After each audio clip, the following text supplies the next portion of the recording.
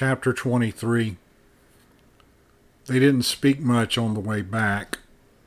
They wouldn't have been able to talk much anyway, for fear of drawing the buzzkills, but with Hall's death, Drew felt even less like talking than she would have. Knowles, she guessed, felt the same way. Night had fallen quickly, as it does in the mountains, and a full moon had risen. The sky was clear and full of stars, and she was reminded a bit of the Walk of Worlds. They made it back to the camp and were let in through the same gate they'd used earlier and went straight to Brinks's office. On the way, Drew could feel people watching them, could almost feel them wondering what had happened and where Hall was, but she felt like Brinks should be told before anyone else. Brinks met them in his office. There was another man and a woman with him. The woman wore the same colored uniform that Knowles wore. The man wore civilian clothes, a t-shirt and jeans, and Drew felt like he was not a soldier. "What happened?" Brinks asked. "Did you find out anything?" Drew settled into the same chair she'd used earlier, Knowles sitting next to her, and she went over everything that had happened, Knowles contributing when he felt the need. Brinks and the other two listened without comment until she'd finished. "Were you able to find out anything about it?" the man asked. "Dr. Theron," Brinks said, introducing him. "And this is Major Joanna Keeler." "Pleased to meet you," Drew said. "There's only one of them, whatever they are." "Just one?" Dr. Theron asked. "It makes sense," Major Keeler said. "It uses robots to do the fighting. It waited until we had just about killed ourselves off before it came and started attacking us." "Why didn't it wait a little longer?" Dr. Theron asked. "A few more months, at the rate we're going, there wouldn't be any of us left." "Because that wouldn't be any fun," Drew said. "When it killed Hall, I think it enjoyed it. That's why it came out in that suit of armor to do it personally, instead of using one of those buzzkill things or one of the guns on the hull of the ship." Brinks nodded. "It adds up. It's doing this for sport." "But how does this help us?" Dr. Theron asked, and Drew figured out that the man was a medical doctor, not a doctor of psychology or anything. "It gives us some clues as to how it thinks," Brinks said. "But this thing is alien," Keeler said. "We can't attribute human emotions to it. That would be a mistake." "I agree," Drew said, "but it's all we have." "We may as well just treat it as we would a human who is doing this," Brinks said. "We don't have enough time to do any more in-depth research." "Enough time?" Drew asked. "What do you mean?" Brinks sighed. "With that thing out there, we haven't been able to go out and look for fuel for the generators. Every time we did, fewer people would make it back. We were running the risk of giving away our position, too. Even if its equipment couldn't get through the netting, it would just figure out where we were because of all the activity in this area. So we're running out of fuel to power the generators that keep the netting up and running." "Oh no," Drew said. "How much time before it runs out?" "It's getting critical," Theron said. "Maybe 2 days before the fuel tanks are completely dry." "Would reducing the area the netting covers help any?" Drew asked. "A little, but not very much," Theron said. "But it might," Brink started to say and then stopped himself, looking down at his desktop. Then he looked up, his eyes bright. "Everyone except Drew, please leave the room." "You can't kick us out," Keeler said. "We agreed that we were going to share the decision-making responsibilities." "I'll go over it with you before I do anything. I just need to talk to her alone. I want her opinion before saying anything more to you," Brink said. Keeler sighed, angrily, getting up along with Theron and Knowles. They left the room, Knowles pulling the door closed. Brinks looked at Drew for a long while. "Come with me. I want to show you something," he finally said, getting up from his chair. Drew followed him to a door on one side of the room. He opened it. The room behind it was a tiny closet with a broom and other cleaning equipment. He pulled a cord hanging from the ceiling to turn on a light. What is it? Drew asked. Just wait, Brink said, stepping into the room, touching the back wall as if searching it with his fingertips. Drew heard a quiet snick, and she knew it was a false wall. He pushed, and the door opened. Brinks went through it. Drew followed. It was another room, not all that much larger than a closet. Brinks tugged on another cord to turn the light on in here, too. She could hear a quiet humming coming from a small freezer on the floor against the back wall. Brinks walked over to it, taking a key out of his pocket, unlocking it and opening it. Come take a look, he said. Drew stepped over to stand next to him and look inside. There was only one thing that she could see. It looked like a yellowish brick. Before she could ask why he'd keep a brick in a freezer, she decided to look at it again using her power, and she immediately knew the answer to her unasked question. This is an explosive, isn't it? Drew asked. Even frozen, the brick seemed to be made of nothing but power. Yes, Brink said. He sounded impressed. It's called thermaculite, or TK. It's the most powerful explosive we know outside of nuclear weapons. Why hiding in here? Drew asked. Because I'm not supposed to have it. Nobody is. It was outlawed by international treaty 10 years ago. Keeler and Theron would be outraged, and with good reason, I have to say. This stuff is incredibly unstable. Keeping it frozen is the best way to handle it. I can tell, Drew said, looking at it a little closer. Freezing it helps, but it's still dangerous. It wouldn't take much to set it off. Exactly, and this is enough to wipe out everyone in this camp and the area around it for a couple of miles. Why haven't you used this against the alien?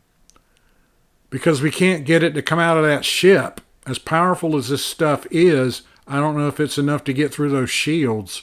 If we use this, we'll need to be sure it has a good chance of working. I see, Drew said. What you said earlier about decreasing the size of the area the netting covers and the way this thing killed Hall gave me an idea. What's your idea? Drew asked. Brinks sighed. You aren't going to like it, and I hope you can figure out something else. But I think we should give it a target that it just can't resist. Drew had a long, busy night after her talk with Brinks. She found Keeler and Theron sitting in the hallway and told them to go back into the office, that Brinks needed to talk with them.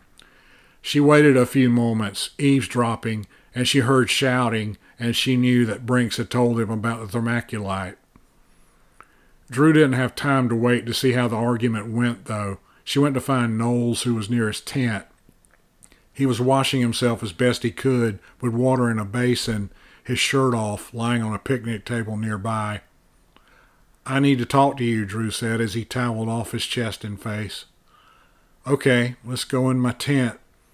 He grabbed his shirt and slipped it on as he led her into his tent. He sat on the cot and she settled on it next to him, hearing it creak a little under their shared weight.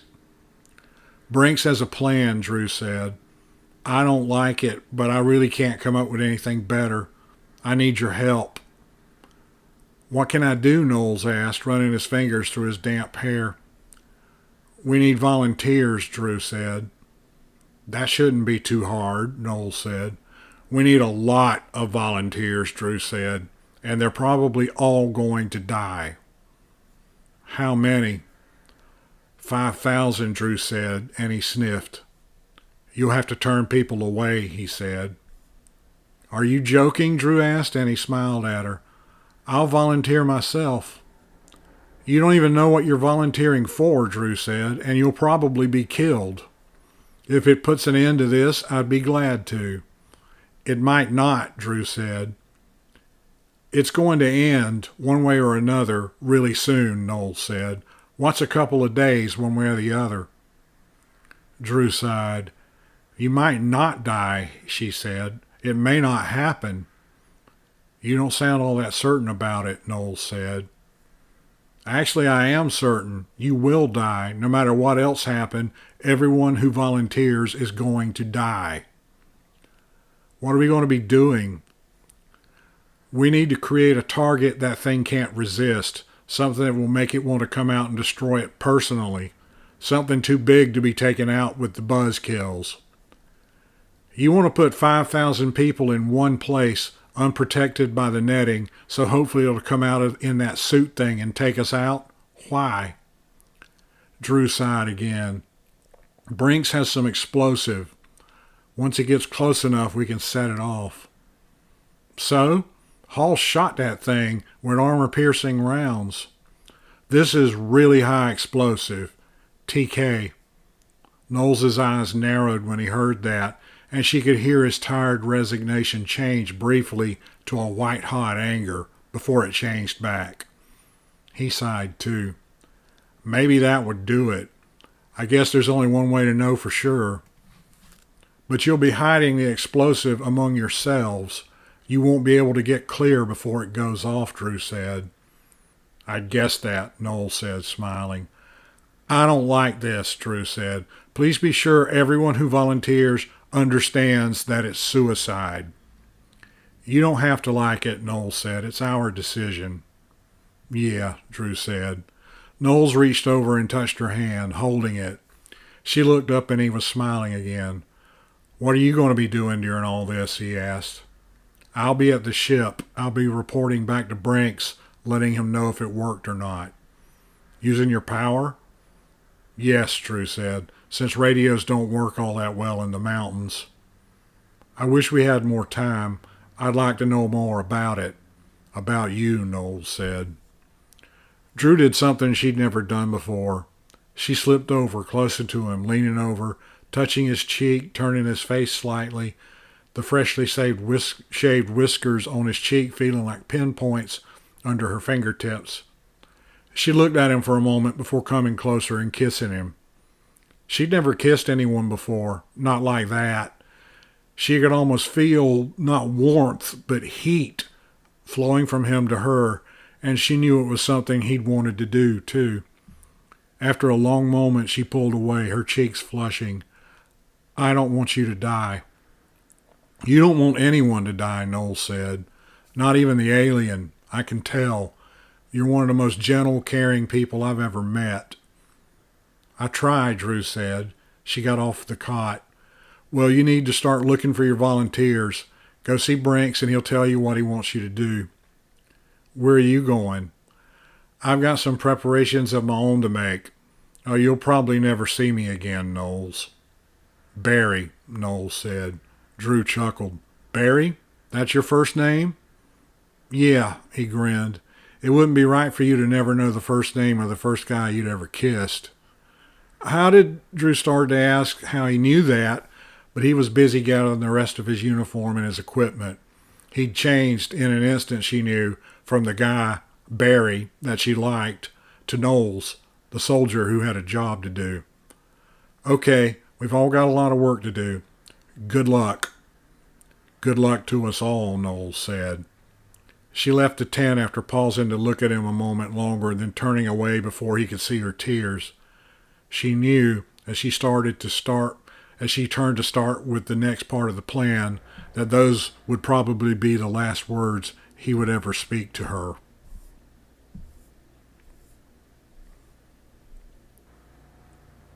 Chapter 24. It took Drew several hours after she made her final arrangements to get where she needed to be deep in the forest. She stopped by the place Brinks had shown her on the map where he wanted the volunteers to go and got out her charcoal pencil to sketch one of the faces on a tree that he told her she'd find, a big oak tree which stood out away from the other trees.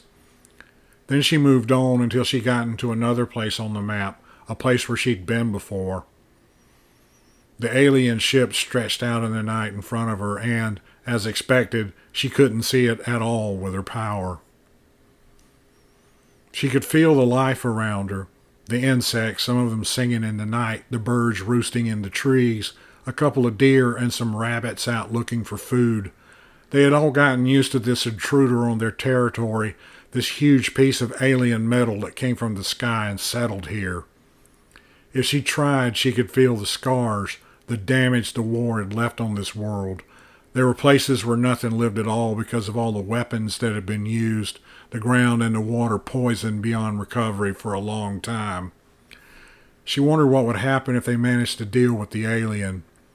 Would the two sides go back to fighting each other after working together to deal with the mutual threat? She liked to think they wouldn't, but she knew human nature too well and knew that, underneath all of the cooperation, those old hatreds still simmered, just waiting for the opportunity to flare back up into a full consuming flame.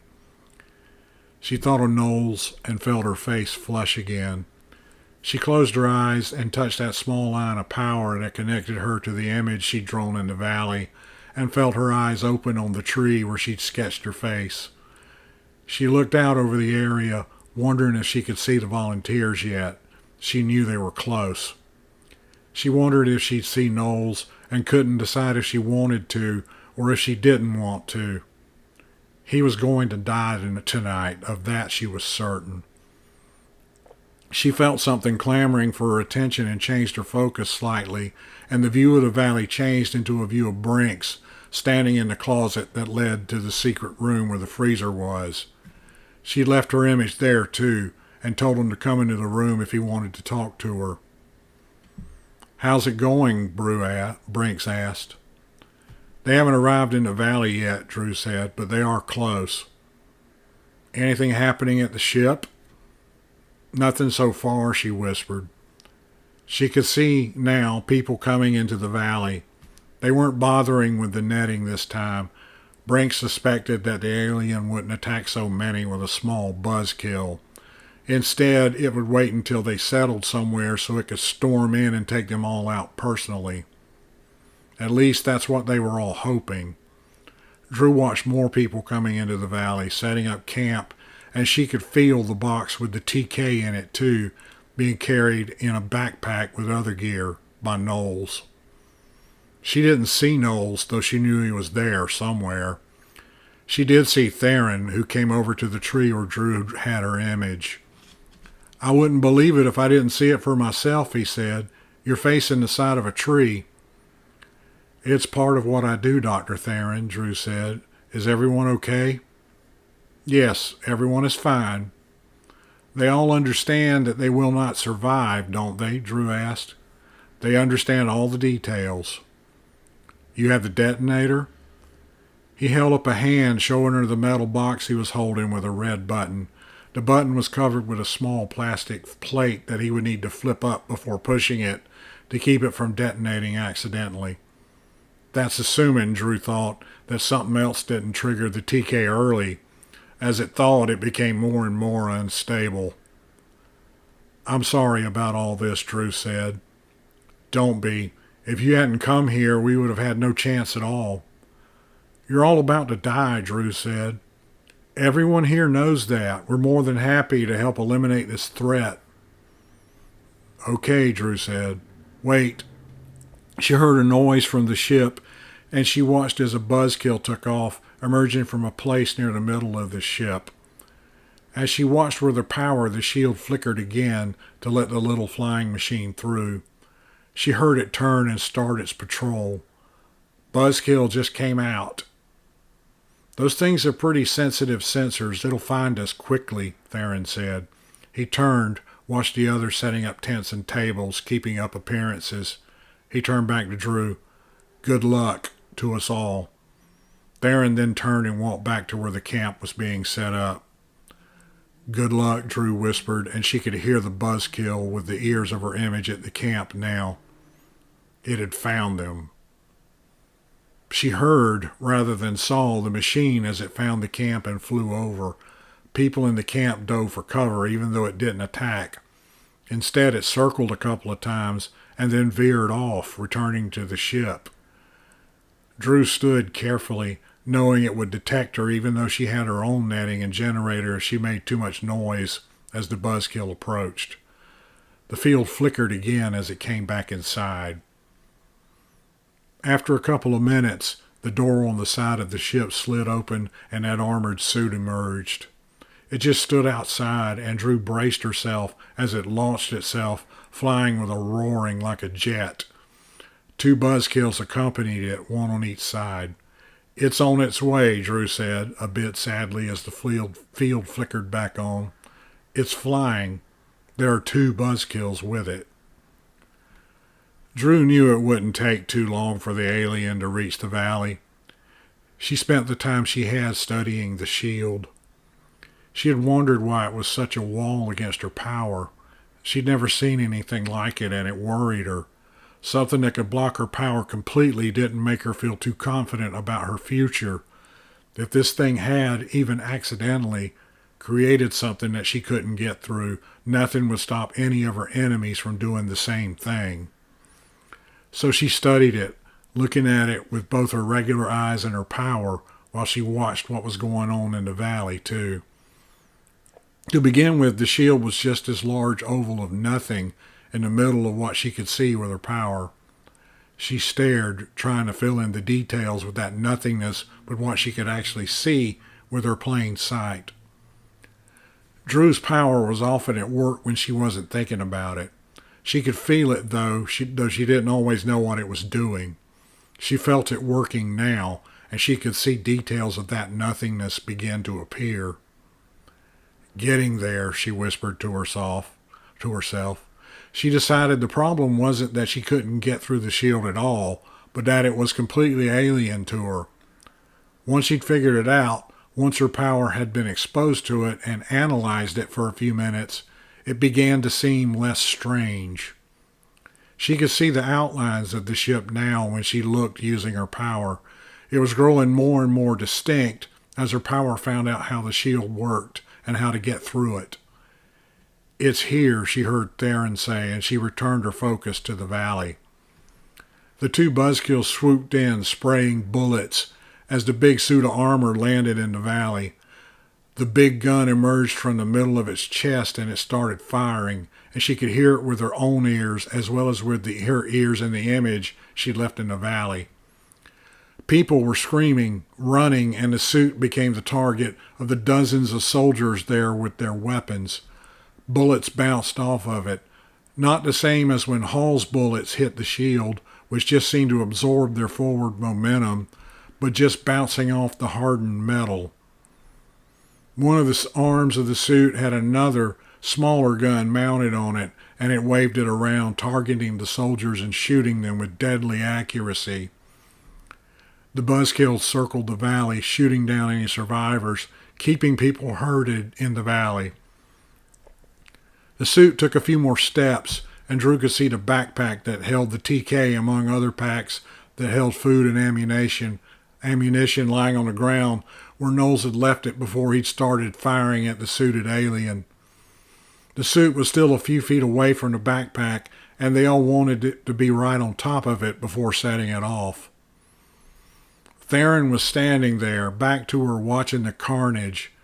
He was making no effort to hide, to take cover from all the bullets flying around. He'd flipped up the cover over the button that would detonate the TK and held his thumb poised over it, and Drew hoped a stray bullet wouldn't find him before the time came for him to use it. There were some explosions as the surviving soldiers threw grenades or launched small rockets at the armored alien. It ignored them, the big gun targeting groups of people, the smaller gun targeting individuals. "Dr. Theron," Drew shouted, "it's almost close enough." He turned and she could see tears streaming down his cheeks. He nodded, shifting his grip on the detonator, watching, waiting as the suit took another step closer to the TK. Then another step. Then another. "Now," Drew shouted. Theron pushed the button. She heard the explosion with her own ears. Her connection to the valley was cut off. It was the loudest thing she'd ever heard, and the force from the explosion knocked her over. She got up quickly, still feeling the ground vibrating. She couldn't imagine anything surviving that explosion, but she couldn't take any chances. She checked to make sure her netting was still working and reached out to touch the shield. She could feel it with her palm, a place in the air where her hand just wouldn't go any further. She was very close to the ship, only a few yards away, and she could feel her power still working away, still figuring out how the alien equipment worked. Was that it? She heard over her connection to the camp. She saw Brinks there in the closet, Keeler standing next to him. Yes, Drew said. Did it work? Keeler asked. I don't know. The tree-eyed mark was destroyed. I'm waiting. She paused, listening. What is it? Brinks asked. Please, be quiet, Drew said. A few seconds later, she had no doubts. She could hear a distant roar that sounded like an approaching jet. The alien had survived and was returning to the ship.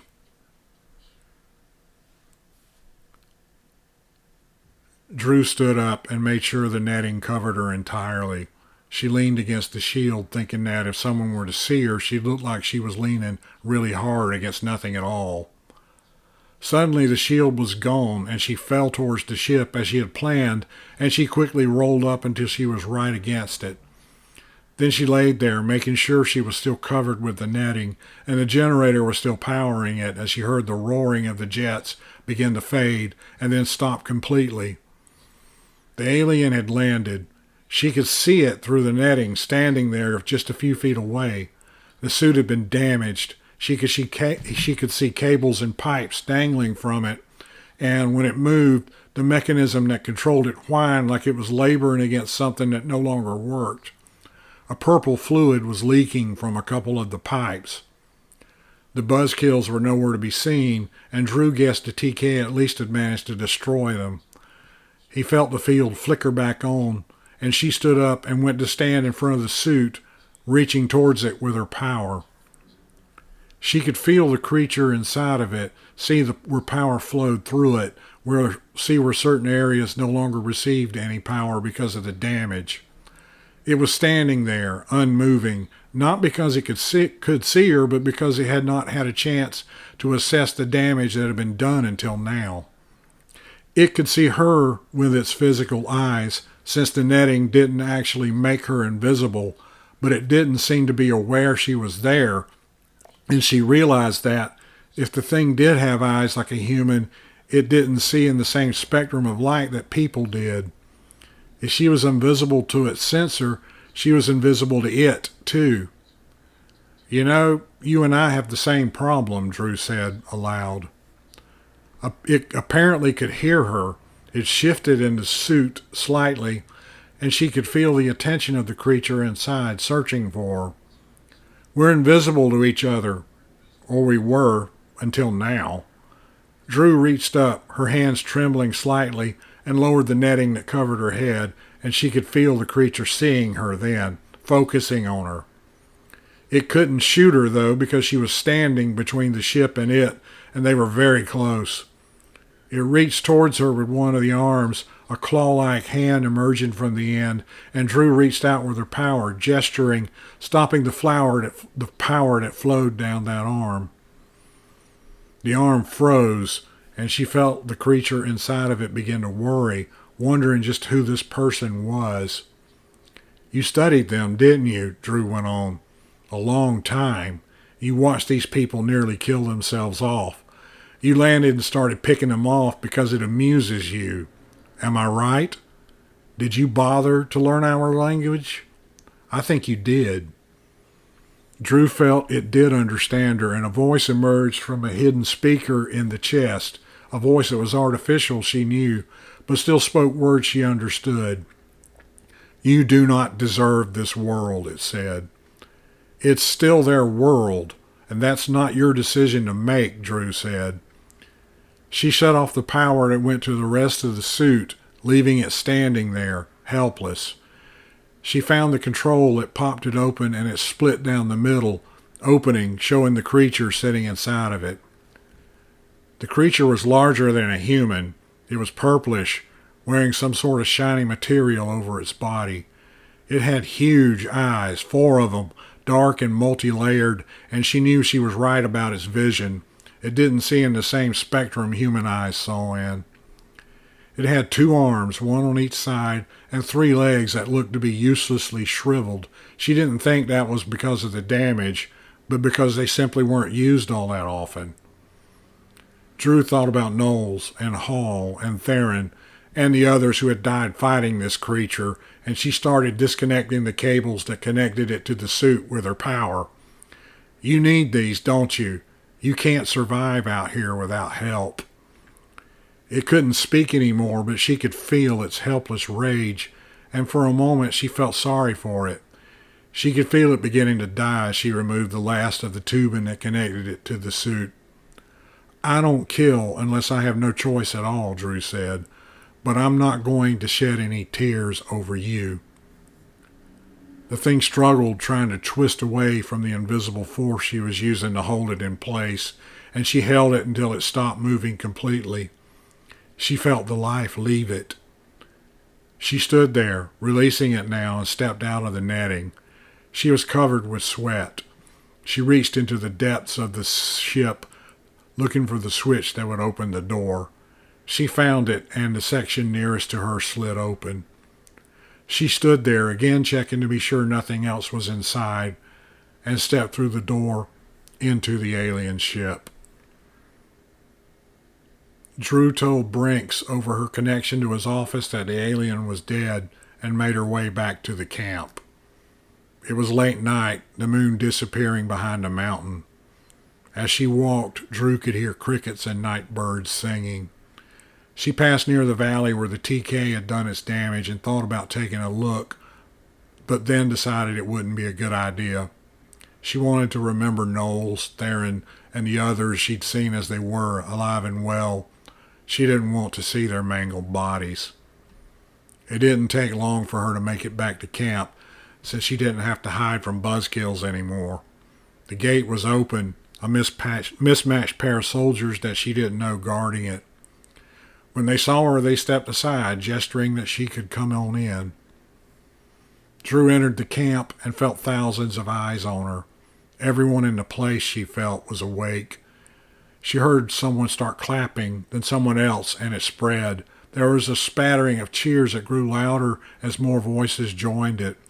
It grew louder and louder, people chanting her name over and over. "Drew, Drew, Drew," they shouted, no longer worried about being found by their alien enemy. Brinks shoved his way through the people crowding around to take a look at her. He was grinning, but sad and tired, she thought. "Let's go back to the office," he said. People made way for him and Drew as they walked back to the building where he'd made his office. Along the way, Drew saw Keeler, who fell into step behind her. It was like a small parade, Drew thought, with people parting, so they left a path to Brinks' office, cheering and clapping. Drew followed Brinks into the makeshift building, Keeler behind, as they walked between the two guards and into the office. They went inside, Keeler closing the door, and Drew could hear the cheering and the celebration outside. "That must make you feel good," Brinks said as he settled behind his desk, putting his feet up on it. Drew sat down across from him, Keeler settling next to her. "I was just doing my duty," Drew said. She realized she was exhausted. "Still, the threat is over," Keeler said. "Yes, it is," Drew said. "The 5,000 people died. And they will be remembered. We'll mourn their deaths and celebrate their lives," Brinks said. "The valley where they died will now be sacred to the goddess Viliana." Keeler snorted. "Viliana? Are you insane?" she said. "There's no way I can allow that. It has to be sacred to Bastet." "I can't allow that. There would be open rebellion," Brinks said. Drew could feel it starting again, the hostilities returning now that they no longer had the alien threat to unite them. "What about the alien ship?" Drew asked. "We'll quarantine it, obviously," Brinks said. "Who knows what's left on that thing? Maybe something we can use." "Like weapons," Keeler said to Brinks. "You've already sent people there, haven't you?" "So have you," Brinks said. "If you have sent people there, you'd better call them back. You can use your radios now, right? Since you don't have to worry about the alien hearing you." "Why?" Brinks asked. "Because I went aboard that ship myself after I dealt with the alien. One thing I can do is figure out how things work. Apparently even alien things." Over the cheering and celebration, a low rumbling started, growing louder. "It's about to take off. You don't want your people too close to it, Drew said, though I guess it's too late to warn them. Hopefully they'll figure it out. What did you do? Keeler demanded, and Drew looked at her. I knew this would happen. I knew the second the alien was gone, you'd turn on each other again. Your war nearly wiped out human life on this planet, and it's about to start up again. The rumbling grew even louder, and Drew was reminded of the earthquake and her conversation with Penny. She looked through her connection to the tree in the valley where the ship was, saw it was rising from the ground. After lifting a few feet, its big engines kicked in, and it soared straight up, disappearing in seconds. The ship is gone. I left you the body of the alien, though, and that armor it was wearing. That ship will just bring more, Brink said. That thing's friends will be coming now. No, Drew said. Come on, I'll show you. She got up and went outside, the other two following. No one noticed them emerge from the building. They were all looking at the streak of light that was the alien ship, fading, fading. Then there was a brilliant flash of light, like the sun had appeared in the night sky just for a second.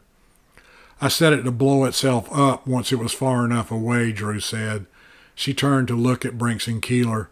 If you're going to kill each other, you'll have to use the weapons you already have. Drew, I don't, Brinks started to say, but Drew held up a hand. I'm leaving, Drew said. I'm going home now. I won't be back. I can't stop you from destroying yourselves. You'll have to find your own way. Do you understand? Drew, Keeler started to say until Drew looked at her. Honor and mourn your dead.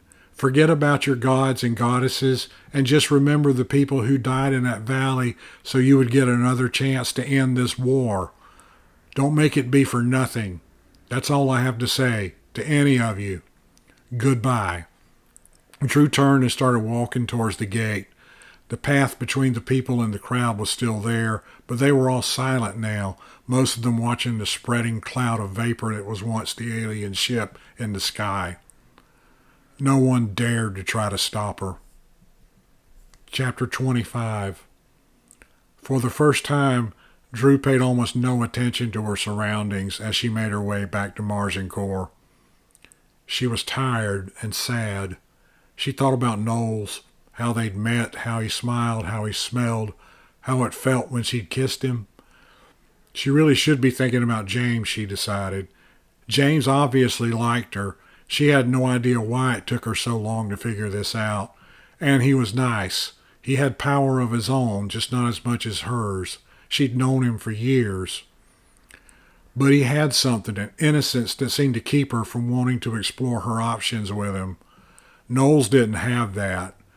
Knowles was a soldier, and even though he was not much older than her, he'd seen a lot of death, probably killed any number of people himself in the line of duty, and he wore his sense of world weariness like a coat everywhere he went. But he still had that smile, and she liked the way he smelled, and she felt a nearly overwhelming sadness that he was dead, that they would never be able to see where they could if they could have something more. Then she chided herself for being selfish. She should be sad that Knowles was dead, period, no matter what he may or may not have meant to her. The door was there suddenly at the end of the path, and she took out her key and unlocked it, going through, glad to finally be home. Her father was sitting at a small table he kept at the foot of the bed, eating, and when he looked up at her as she came in and closed the door. How did it go? He asked, standing as she came in. She settled into the chair across from him, realizing that she was hungry. Lala was standing next to the door, at attention, and Drew knew the Inkling was waiting to take the dirty dishes. Bring Drew some dinner, Drew's father said to her, and Lala curtsied. Yes, sir, Lala left, and Drew knew she'd be back in a few minutes. Do I have to talk about it now? Drew asked. Now that she was off her feet, the tiredness seemed to be settling around her, and she hoped she could stay awake long enough to eat. It can wait. I know you accomplished your mission. That's enough for now. He walked over to his bed and lifted the small globe that had been flashing before, holding it out so she could see it. Unlike the others, which were all bluish or greenish, this one was a dark brown, but it was no longer flashing. Still looks bad, Drew said. Were the people there in a war or something like that, he asked, putting a globe back, going to his chair. Yes. Is that why it's so brown? Yes, the dimmer the globe, the fewer the people. That one looked just like the others a few months ago. So you can tell something is going on when they start changing color? Yes, though it's only when they begin flashing when we have to become involved. And if it goes completely dark, it won't. It'll just wink out of existence if the people there manage to wipe themselves out.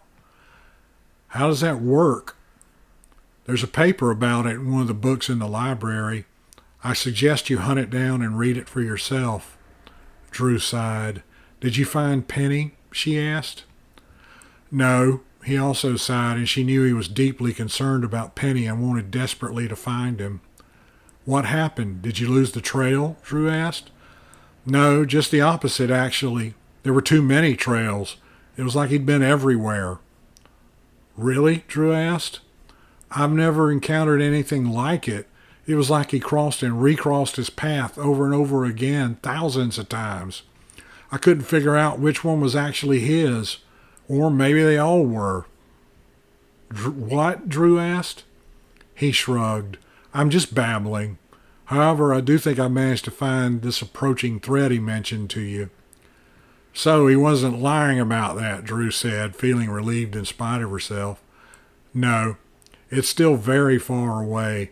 I could barely sense it, and that was only after several hours of preparing myself and more hours of intense concentration and focus. Penny must be very powerful indeed if he can sense it now. Any idea what it is? Drew asked. Not yet. I will watch it. As it gets closer, I'll be able to examine it more closely. It's going to be a few years before it becomes a problem. He did us a favor letting you know. We have a little more time to prepare. Any ideas what we'll do about it? Not yet. Whatever it is powerful. I could tell that much. It's floating through space towards us, and it'll have influence over every world in our guardianship. But it won't be a problem for a while yet. We still have time with more immediate problems first. You mean Penny, Drew said. Yes, I mean Penny. He must be found. He must be destroyed. If this thing is so powerful, he may be able to help us with it, Drew said. Yes, he probably could, but we can't trust him, Drew. He doesn't have the benefit of your training. I trained him. I'm not talking about training and using the power. I'm referring to your upbringing. I was very careful when I chose your mother. She provided you with a good foundation to prepare you for your legacy. Penny does not have the benefit of that early guidance. Do you have any idea how he could have become so much more powerful then? Drew asked.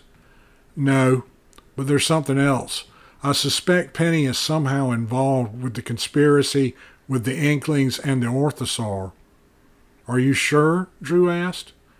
Not certain, but it seems that anyone who could do what had been done with the Orthosaur involves some of the Inklings into a conspiracy against us, and do so without us finding out who he is, would also most certainly have contacted him, don't you think? He didn't mention it, Drew said. That doesn't mean it didn't happen. I'm sure there are many things he hasn't told you. Drew sighed. I just want to eat dinner and go to bed. I'd suggest a bath, too, after you eat. His nose wrinkled when he said it, and Drew laughed at that, noticing that she did smell pretty bad. Good idea, Drew said, as there was a knock on the door and it opened, Lala coming in carrying a tray. The Inkling carefully put the dishes and cups on the table in front of Drew before gathering up the dirty dishes her father had left. It was roast beef in a thick, rich gravy with some cornbread and potatoes and mushrooms. Drew felt her mouth watering, and she had grabbed a knife and fork and was cutting the meat even before Lala had left the room. Thank you, Lala, she called after the Inkling, who paused in the act of leaving, turning and curtsying, balancing the tray with the dishes. You're welcome, ma'am, Lala said, pulling the door closed. Hello, this is J. Franklin Evans. Thank you for listening to this episode of Stories That Suck. Did it suck? Let me know. Be sure to like and subscribe.